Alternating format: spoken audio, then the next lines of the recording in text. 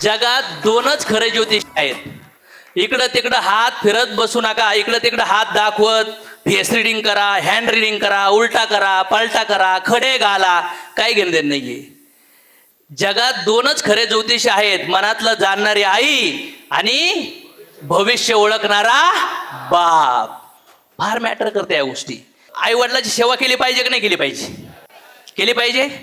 किती जणांचे आई वडील नाहीयेत, आई नाहीये किंवा वडील नाहीये? किती जणांची आई नाहीये? किती जणांचे वडील नाहीयेत? किती जणांचे आई आणि वडील दोन्ही पण नाहीयेत? हात वर करा. आई आणि वडील दोन्ही पण नाहीयेत. ओके. किती जणांचे आई वडील आहेत? ज्यांचे आई वडील नाहीयेत ना, लय तडफडतात यार. बघितलं ना तुम्ही बोलताना. आणि ज्यांचे आई वडील आहेत ना, त्यांना त्याची व्हॅल्यू नाहीये. आपण लहान होतो ते काम करत होते, आपण मोठे झालो तरी ते काम करत आहे, आपण कॉलेजला गेलो तरी ते काम करत आहेत, आपण जॉबला लागलो पहिला पगार आला तरी ते काम करतायत, आपले लग्न झाले तरी ते काम करतायत, आपल्याला बाळ झाले तरी ते काम करतायत. आज फार उतार वयात आहेत, त्यांचं कंबर दुखतंय, त्यांचे गुडघे दुखतात, दात पडायला लागले, चष्मा लागलाय, तरी पण ते काम करतायत.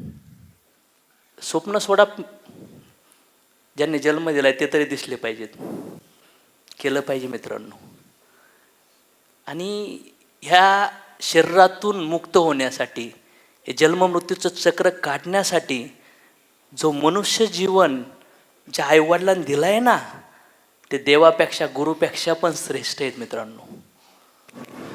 मेल्यानंतर आहे ना, त्यांच्या सरणावर जाऊन वेडा घालत मोठ्याने ओरडू नका.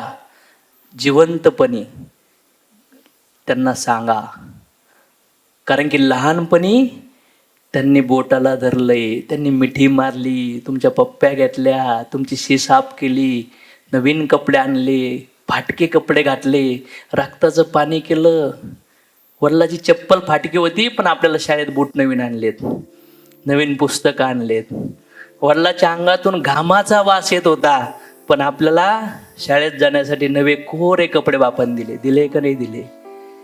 बापाला शक्य नव्हतं, बापाकडं नव्हती कॅपॅसिटी, तरी पण बापाने पुस्तकं दिले, कपडे दिले, चांगलं शिक्षण केलं. आणि आज समाजात इन करून आपण फिरतोय. आणि आपले आई बाप, नको बाळा मला माझ्याकडे आहेत शर्ट.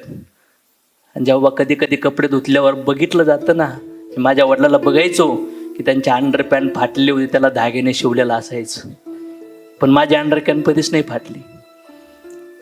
बनेल फाटकं असायचं, त्याला होल पडले असायचे. मला नवीन पॅरेगॉन चप्पल थोडीशी खराब झाली तर मित्राचे बघून मी म्हणायचो पप्पा दुसरी पाहिजे, तात्या दुसरी पाहिजे. आणि मी बघितलं की माझे वडील तार लावलेली चप्पल घालायचे. बापाचं प्रेम लय मोठं असतं. तर रडून नाही दाखवत. आईच दाखवू शकते, पटापटा पप्प्या घेऊन बोलू शकते, ये बाळा ये बाळा. छोट्या मोठ्या गोष्टीत आईची आठवण येतात, पण मोठ्या गोष्टीमध्ये बापाची आठवण येते. Yes or no? आज काही वडिलाचे आई बाबा वृद्ध आश्रमात ते तडफडतात, डोळे नाही येत, ऐकायला येत नाहीये, जॉईंट पेन आहे. आणि त्यांच्या आयुष्यात सगळ्यात जास्त आठवण त्यांना त्या लेकराची येते. आणि ते लेकरं भेटायला येत नाहीये त्यांना. त्यांना रात्र रात्र झोप येत नाहीये. त्यांची इच्छा आहे की मुलांच्या मुलासोबत थोडंसं खेळावं, पण पत्नी जाऊन देत नाहीये त्यांना. नाही जाऊन द्यायचं त्यांसोबत. वृद्धाश्रम खचाखच भरू राहिलेत. गाव सोडून घर सोडून पत्नी पोराचा संसार सुरू केलाय, पण ज्यांनी हे बीज दिलं, ज्यांनी आपल्याला जन्म दिला, आज ते एकटेच झगडत आहेत रे. लहानपणी ते आपले आईबाप होते, आता वेळ आहे आपण म्हातारपणी त्यांचे आईबाप होण्याची, त्यांच्या बोटाला पकडण्याची, त्यांच्या हाताला धरण्याची, त्यांना मिठीत धरून उभा करण्याची. त्यांची शी जागेवर होणार आहे, त्यांची सू जागेवर होणार आहे, त्यांचा डोळ्याला त्रास होतोय, त्यांच्या दातात अन्न अटकतंय, ते कडक भाकर करू शकत. हे संघर्ष आहे बापात. आणि तुम्ही त्यांना किती वाईट बोललात, किती वाईट शब्द वापरले, ब्लेम केले, चिडले, पण ती माया बाप झाल्यानंतरच कळती.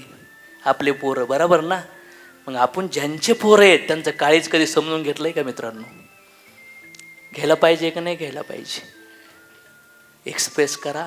त्यांनी किती वेळा म्हणले, बाळ वाव गुड, किती जबरदस्त, किती पप्प्या घेतल्यात, किती खांद्यावर घेतलंय. अरे पडला ना तर आईच्या आणि वडिलाच्या काळात धस व्हायचं की माझ्या बाळाला काय लागलं, लगेच मलम लावायचे की नाही लावायचे.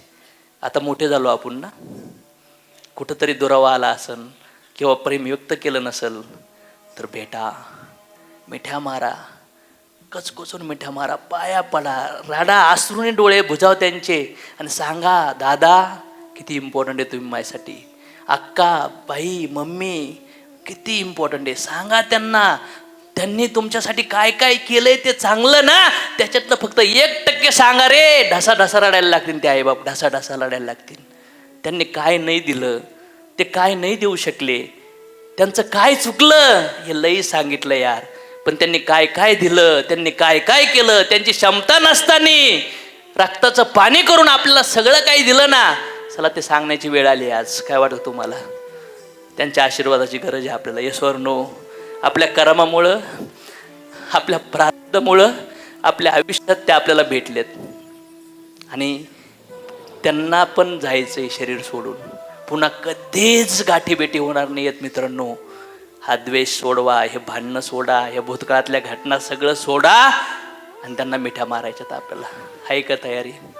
किती लोक तयार आहेत आईबापाला जाऊन भेटणार, बोलणार, मिठ्या मारणार कडकडून आणि सांगणार सगळ्या काही गोष्टी.